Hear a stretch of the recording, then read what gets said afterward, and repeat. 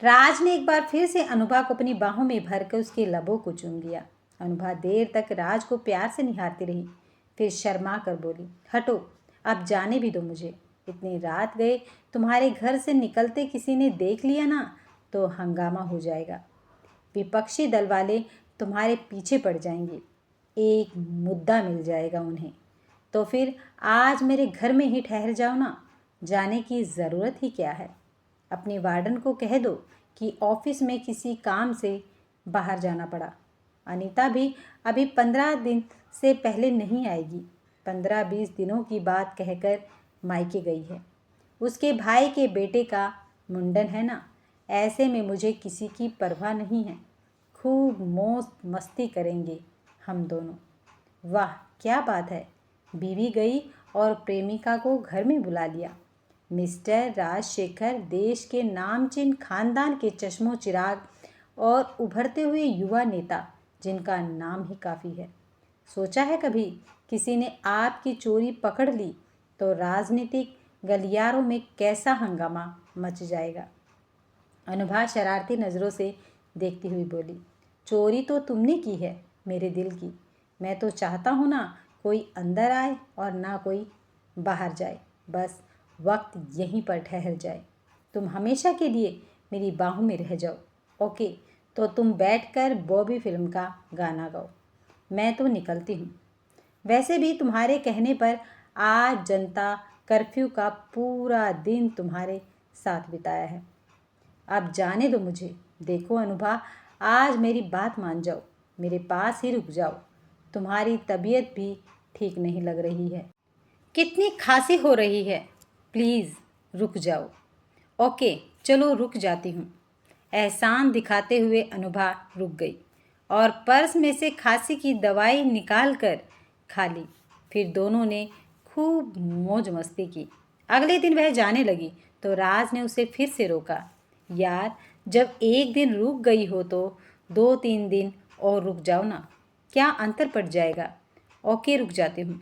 कोई विरोध किए बिना अनुभा ने राज के आगे सिलेंडर कर दिया। दोनों फिर से प्यार की खुमारी में खो गई। अनुभा राज की प्रेमिका ही नहीं बल्कि जान भी है। शादी के पहले से ही वह अनुभा के करीब है। अनीता से उसकी शादी एक राजनीतिक समझौता थी। अनीता के पापा एक जाने माने नेता हैं। उन्होंने शादी के बदले सहयोग देने का वादा किया था, इसलिए राज को अनीता से शादी करनी पड़ी। अनीता घर में ज़रूर आ गई, मगर राज और अनुभा ने मिलना नहीं छोड़ा। कहीं ना कहीं अनुभा आज भी राज का पहला प्यार था। राज अनुभा के प्यार में पागल था। ऐसा मौका उन्हें रोज़ रोज़ नहीं मिल सकता था। सुबह से लेकर रात तक दोनों प्यार में डूबे रोमांस के लम्हों का आनंद लेते रहे। फिर दोनों ने बैठकर खूब वाइन पी। अब उन्हें जमाने का कोई होश नहीं रह गया था।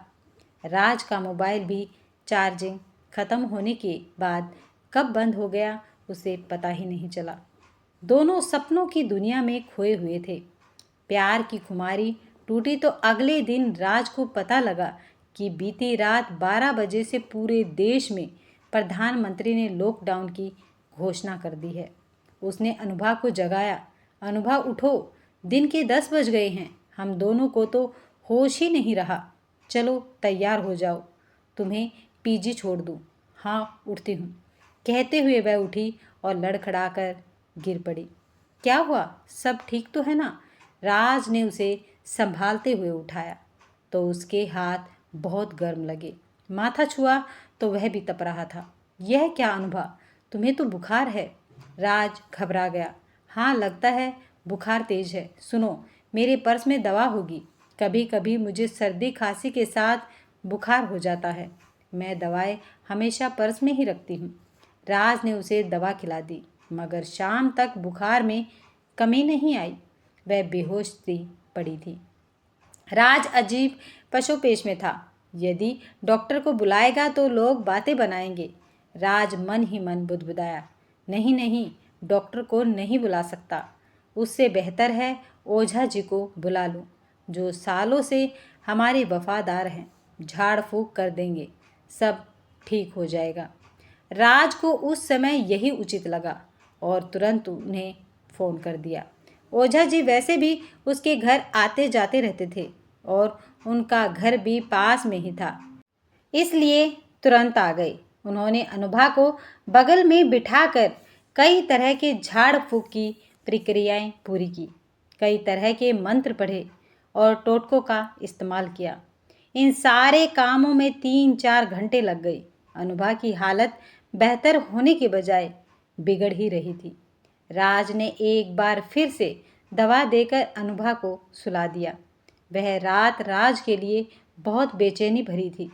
उसे कुछ समझ ही नहीं आ रहा था कि वह क्या करे। तभी उसे पाठक जी याद आए, जो सबों की कुंडलियाँ देखने से लेकर हवन और पूजा पाठ का काम करवाते थे। जब राज बच्चा था तो उसके पिता भी खास तौर पर पाठक को ही बुलाते थे।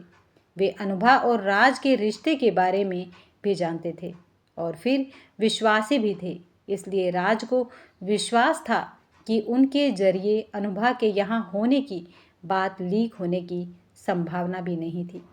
पाठक जी ने राज को हवन करवाने की सलाह दी और इसके लिए एक लंबी लिस्ट बना दी। राज ने फटाफट अपने नौकर को लिस्ट में लिखी सामग्री लेने के लिए भेज दिया। लॉकडाउन की वजह से लिस्ट की कुछ चीज़ें नहीं मिल पाई, मगर ज़्यादातर चीज़ें आ गई थी। बाकी सामान राज ने किसी तरह घर से ही उपलब्ध करा दिया और पाठक जी हवन की तैयारी करने लग गए। तभी अनुभा उठी और राज को पुकारने लगी। राज दौड़कर अनुभा के पास गया। अनुभा ने परेशान स्वर में कहा, मैं क्या करूं राज, तबीयत बहुत ख़राब लग रही है, दवा भी असर नहीं कर रही है, प्लीज़ डॉक्टर को बुलाओ। डॉक्टर को कैसे बुलाऊं अनुभा, समझ नहीं आ रहा है। हम दोनों के रिश्ते को लेकर पूरे में हल्ला मच जाएगा। तबीयत तो मेरी भी खराब हो रही है, सुबह से ही जुखाम और खांसी है, इसलिए हवन भी करा रहा हूँ। मुझे खुद डॉक्टर के पास जाना चाहिए, मगर फिर वही सवाल उठेंगे कि यदि कोरोना है तो कहाँ से आया। तुम्हारे साथ मेरे संबंधों का खुलासा करना पड़ेगा और यही मैं नहीं चाहता। 2 महीने बाद चुनाव है, मीडिया में तुरंत खबर फैल जाएगी और विपक्ष वाले मेरा नाम उछालने लगेंगे। वे तो मौके की तलाश में ही रहते हैं। उस पर अनीता के पापा इस मसले को बहुत आगे तक ले जाएंगे। लॉकडाउन के बाद घर के बाहर पुलिस और मीडिया भी थी, कहीं ना कहीं मेरे घर पर नज़र रखे ही हुए है, क्योंकि उन्हें ऐसे समय में नेताओं के घर ताक झाँक करने की बुरी आदत होती है। तुरंत न्यूज़ चैनलों में यह खबर बार बार प्रसारित होने लगेगी कि हमदर्द पार्टी के युवा नेता राजशेखर के घर में यह महिला कौन थी, इसे कहाँ से ले जाया जा रहा है। इस बार मेरे जीतने की पूरी उम्मीद है। मैंने इतनी समाज सेवा की है, लोगों के बीच गया हूँ, गरीबों की बस्ती में भी अनाज बांटे हैं, किसानों के लिए इतना कुछ किया है, सब 1 मिनट में मिट्टी में मिल जाएगा। राज अनुभा से अपनी मजबूरी बता रहा था। इधर अनुभा फिर से सो चुकी थी। राज अंदर से भयभीत हो रहा था, मगर मन में एक आस थी कि शायद हवन करवाने से सारी मुसीबतें दूर हो जाएं। 2-3 घंटे हवन में लगे। पाठक जी ने सारी मुसीबतों को भगा देने का आश्वासन दिया और चले गए। इधर राज के शरीर में भी कोरोना के लक्षण तेजी से बढ़ने लग गए थे। अनुभा को सांस लेने में दिक्कत होने लगी थी। राज समझ नहीं पा रहा था कि क्या करे, किसी डॉक्टर को बुलाए या खुद हॉस्पिटल चला जाए एडमिट होने, या फिर इमरजेंसी नंबर में कॉल करे। अनुभा की हालत तेजी से खराब होने लगी थी। वह बिल्कुल भी सांस नहीं ले पा रही थी। राज का दिल जोर जोर से धड़क रहा था। उसे खुद बुखार महसूस होने लगा था। किसी तरह रात बीतने का इंतज़ार कर रहा था कि सुबह 4 बजे के करीब अनुभा की धड़कनें रुक गई। अनुभा जा चुकी थी। राज का सिर चकराने लगा, यह सोचकर कि वह बहुत डर गया कि अगला नंबर उसी का है। अब भी लापरवाही बरती तो फिर उसे कोई नहीं बचा पाएगा। बदनामी का डर इसी तरह हावी रहा तो अनुभा की तरह वह खुद भी जान से हाथ धो बैठेगा। जान है तो जहान है। उसने मास्क और ग्लव्स पहनकर जल्दी से अपने पुराने विश्वास पात्र नौकर दीनू काका की मदद से अनुभा को एक बड़े संदूक में डाला और किसी तरह पीछे की तरह ग्राउंड में ले जाकर गाड़ दिया। बुखार की वजह से उसके हाथ कांप रहे थे। इसके बाद उसने जल्दी से इमरजेंसी में कॉल किया और फिर सुबह सुबह उसे अस्पताल ले जाने के लिए एम्बुलेंस आ गई। अस्पताल तक पहुंचते पहुंचते राज को बेहोशी सी आ गई। बेहोशी की हालत में उसने महसूस किया जैसे अनुभा सामने खड़ी है और रोते रोते कह रही है कि तुमने मेरे साथ ठीक नहीं किया, इसका अंजाम तुम्हें भोगना ही होगा। अस्पताल में कई दिनों तक जिंदगी और मौत के बीच लड़ने के बाद राज की आंखें खुली, लेकिन अब उसकी दुनिया बदल चुकी थी। हर रात उसे अनुभा का रोता हुआ चेहरा दिखाई देता और उसके शब्द उसके कानों में गूंजते रहते, तुमने मेरे साथ ठीक नहीं किया। इधर लॉकडाउन खत्म होने के बाद दीनू काका अपराध बोध सह न सके और उन्होंने पुलिस को सब सच बता दिया। अनुभा का राज सामने आते ही पूरे शहर में हंगामा मच गया। राज का राजनीतिक कैरियर खत्म हो गया था।